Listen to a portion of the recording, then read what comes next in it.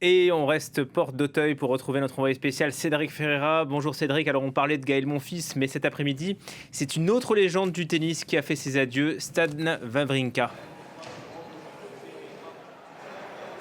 Et oui, c'est une journée avec beaucoup d'émotions à Roland-Garros.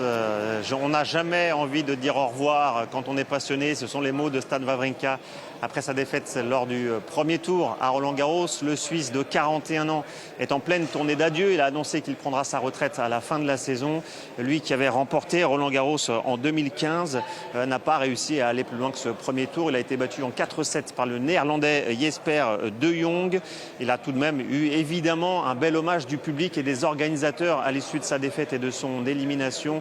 Il a marqué l'histoire de Roland-Garros, Stan Wawrinka, et ces hommages ont été largement mérités pour le Suisse qui a bien sûr lui aussi été souvent spectaculaire sur le court. Il continuera sa tournée d'adieu évidemment tout au long de la saison jusqu'à la fin de l'année en 2026. On note tout de même qu'il avait participé à son 21e Roland-Garros. Parmi les autres résultats de la journée à retenir du côté des hommes, pas de grande surprise, les favoris ont assumé leur statut. C'est notamment le cas de Rafael Rodar, le jeune espagnol de 19 ans, nouvelle pépite du tennis mondial. Il y a un an, il était encore à la 707e place mondiale. Aujourd'hui, il est tête de série numéro 27. Il a été très impressionnant ces dernières semaines. Et pour son entrée en lice, il a facilement battu Alexander Kovacevic, l'Américain, en 3-7. Qualification aussi d'Alex de Minaur, l'Australien, tête de série numéro 8 pour le deuxième tour. Et puis on note chez les dames que là aussi, c'est allé très vite pour les favorites. Il fait très chaud à Paris, vous l'avez dit, plus de 30 degrés à l'ombre. Alors il ne faut pas rester longtemps sur les cours. C'est ce qu'a fait Iga Swiatek, la quadruple vainqueur de Roland-Garros.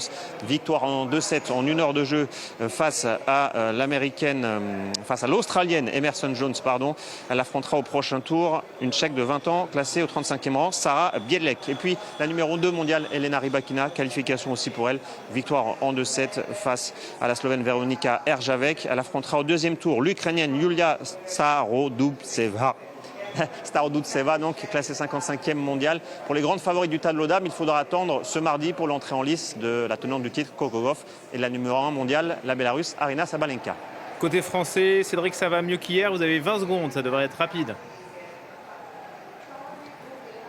Oui, on a déjà, après l'hécatombe de cette première journée, 2 Français qualifiés pour le prochain tour. Arthur Rinderknecht, tête de série numéro 22, il s'est qualifié pour le deuxième tour. Et puis, victoire aussi de Lucas Van Hache, qualifié lui aussi pour le deuxième tour. Il s'est imposé en 4-7 après plus de 3h48 de bataille sur le court.